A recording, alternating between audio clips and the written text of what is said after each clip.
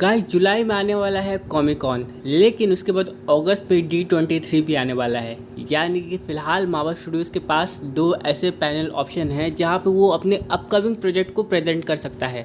लेकिन सबसे बड़ा सवाल ये आता है कि क्या मार्वल दोनों इवेंट्स को अटेंड करेगा या फिर एक इवेंट को मिस कर देगा, क्योंकि मार्वल जो अपनी प्रेजेंटेशन है वो बैक टू बैक नहीं दिखा सकता। क्योंकि बात करें हम लोग कॉमिक कॉन की तो उसके सीधे 2 हफ्ते बाद ही हम लोग को यहाँ पे D23 देखने को मिल रहा है। तो यानी काफ़ी कम गैप के बीच में ये 2 इवेंट्स हो रहे हैं, जिसकी वजह से अभी भी कन्फ्यूजन बना हुआ है कि मार्वल कौन सा इवेंट अटेंड करने वाला है। फिलहाल इवेंट चाहे जो भी हो, लेकिन आज की डेट में हम लोग बात करने वाले कुछ ऐसे प्रोजेक्ट की जो कि मार्वल लिटरली अनाउंस कर सकता है और उनका फर्स्ट लुक भी दिखा सकता है, जिसमें हम लोग डिटेल में जानेंगे मूवीज़ के बारे में भी और टीवी शो के बारे में भी। तो दोस्तों आप लोग कर दीजिए वीडियो को लाइक और कमेंट करके बताइए कि आपका फेवरेट सुपर हीरो कौन है, आयरन मैन की थॉर। साथ ही साथ चैनल को भी सब्सक्राइब कर दीजिए।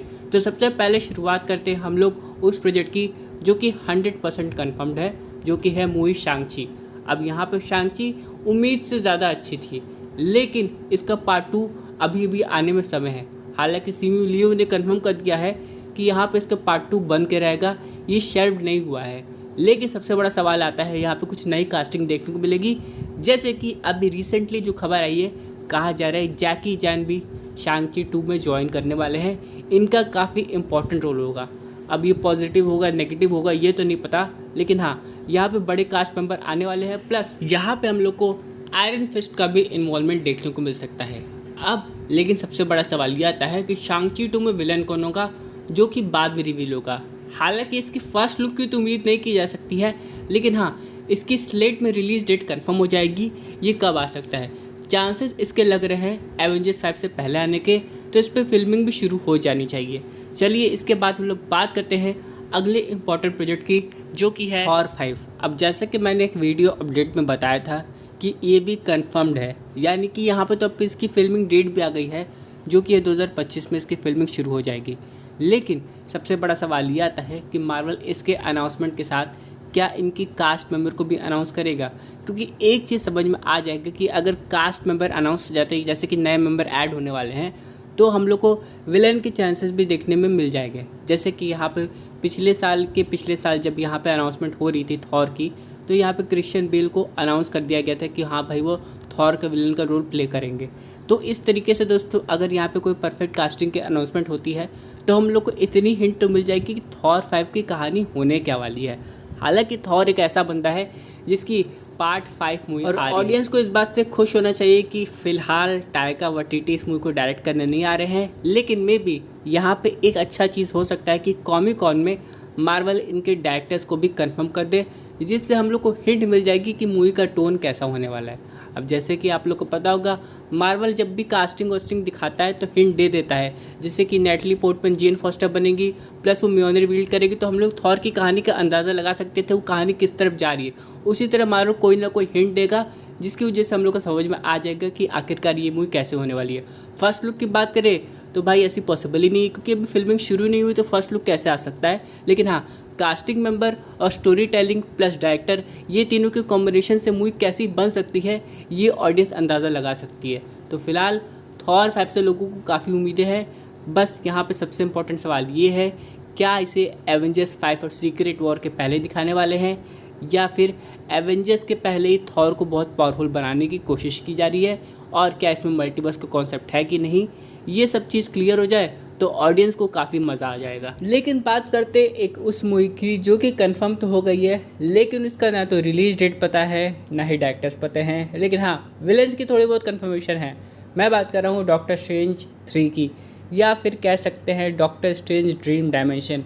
अब ड्रीम से याद आता है हम लोग को वही विलन जो कि हम लोग ने स्पाइडरमैन की एनिमेटेड टीवी सीरीज़ में देखा था, जिसका नाम था यहाँ पे नाइटमेयर। अब नाइटमेयर का दोस्तों आना पहले था doctor strange multiverse of madness, लेकिन जब वहाँ पे सैम रेमी डायरेक्टर बने स्कॉट डेरिक्सन की जगह, तो उन्होंने प्लान चेंज कर दिया। उन्होंने नाइटमेयर को कम्प्लीटली रिमूव कर दिया और विलन बना दिया वांडा को और एक डॉक्टर स्ट्रेंज वेरिएंट को भी। तो यहाँ पे भले नाइटमेयर अभी रिमूव हो गया है, लेकिन उसका काफ़ी ज़्यादा इंपॉर्टेंट रोल है, जो कि हम लोग को मोर पॉसिबली डॉक्टर स्ट्रेंज 3 में देखने को मिलेगा। लेकिन यहाँ पे ऑब्वियसली मल्टीवर्स का कॉन्सेप्ट होगा ही, और एक तरीके से एवेंजर्स 5 का जो स्टेक है वो डॉक्टर स्ट्रेंज के कंधों पे ही टिका हुआ है। यानी कि क्या अगली एवेंजर्स मूवी में जैसे आयरन मैन था एंड गेम में, वैसे कि अपने डॉक्टर स्ट्रेंज MVP बनने वाले हैं। और अगर ये बात सच हुई तो देखते हैं कि स्टीफन स्ट्रेंज कितने आगे तक जाते हैं, क्योंकि अभी भी उनके पास डार्क होल्ड की नॉलेज है। और यहाँ पे कहा जाता है कि डार्क होल्ड पढ़ने वाला सूनर और लेटर करप्ट हो जाता है। अब यहाँ पे क्या ये जो बात है, ये क्या डॉक्टर स्ट्रेंज गलत साबित करेंगे, ये तो आने वाला समय बताएगा।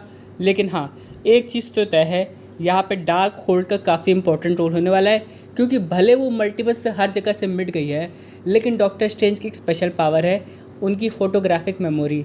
वो जो भी चीज़ देखते हैं उनको याद रहता है। तो डार्क होल्ड पूरी उनके दिमाग में छपी होगी और मे भी नेट पर उनके दिमाग के पीछे होगा, ताकि वो डार्क होल्ड की कॉपी बना के उसका अपने लिए फ़ायदा उठा सके।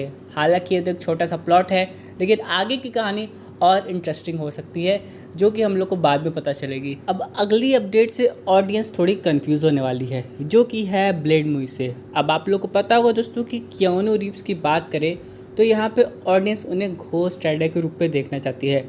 वहीं एक दूसरा ऑप्शन भी है रायन गॉसलिन का, जो कि वो बन सकते हैं, लेकिन अभी तक कंफर्मेशन नहीं आई है। हालांकि कियानू रीव्स को एक सेकंड रोल के लिए भी कंसीडर किया जा रहा है, खासकर ब्लेड प्रोजेक्ट के लिए।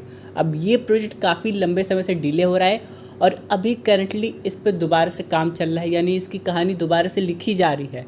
और यहाँ पे कुछ प्रॉमिसिंग अपडेट हम लोग को इस बार देखने को मिल सकता है, खासकर एक नई कास्टिंग के लिए, जो कि ब्लेड मूवी में विलन का रोल प्ले करेगा। अब जिस विलन की मैं बात करने जा रहा हूँ वो है ड्रैकुला।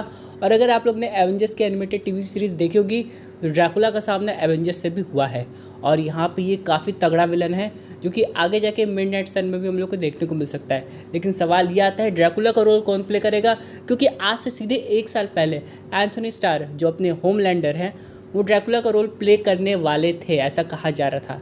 लेकिन अभी उनके बारे में कोई नाम नहीं आ रहा, अब सीधे नाम आ रहा है कियानू का। तो यहाँ पे भाई सबसे बड़ा सवाल ये है कि इन दोनों एक्टर्स में से किसे ड्रैकुला का रोल मिलने वाला है, क्योंकि हम लोग बात करें कियानू रीव्स की तो उन पे घोस्ट राइडर का रोल काफ़ी बेटर लगेगा, और एंथोनी स्टार की बात करें तो वो एक परफेक्ट ड्रैकुला बन सकते हैं। मेरा ये मानना है, बाकी आप लोग अपना भी राय कमेंट करके ज़रूर बताएगा, क्योंकि ब्लेड मूवी दोस्तों यहाँ पे R-rated होने वाली है, और इस मूवी की सक्सेस के लिए इसके विलन का भी काफ़ी अच्छा होना बहुत ज़रूरी है। एक तरीके से ब्लेड को बहुत से लोग जानते हैं, लेकिन फिर भी नई ऑडियंस के लिए ब्लेड ऑल टुगेदर एक नया कैरेक्टर है, जिसे ऑडियंस को समझना बाकी है। हालांकि ब्लेड का केमियो या फिर क्या उसकी आवाज़ आप लोग ने इटर्नल्स के पोस्ट क्रेडिट सीन में सुनी होगी, जहाँ पे इटर्नल्स के मेकर्स ने कंफर्म कर दिया था कि ब्लैक नाइट की जो पीछे से आवाज़ आई थी वो और कोई नहीं बल्कि वो ब्लेड खुद था। लेकिन इतने से केमियो से क्या होता है, अगर ब्लेड मूवी की हाइप बढ़ानी तो और भी काफ़ी काम करने पड़ेंगे।